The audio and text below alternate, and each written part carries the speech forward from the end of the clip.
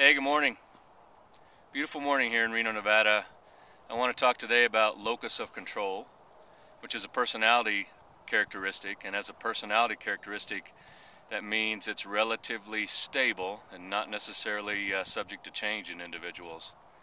It is, to me, one of the most important personalities I listen for when I meet new people and I'm listening for personality.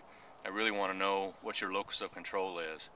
And locus of control is whether you're going to accept responsibility for the things that happen to you and then take action based on your acceptance of that responsibility. And so there are people with an internal locus of control. Those are the ones that accept responsibility and then take action based on that responsibility.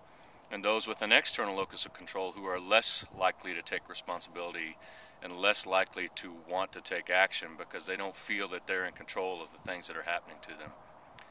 Now, I don't want to suggest that people with an internal locus of control are better than people with an external locus of control. I do clearly want to suggest that they're different and that you have to manage them differently. And I will admit that I do prefer to work with people with an internal locus of control.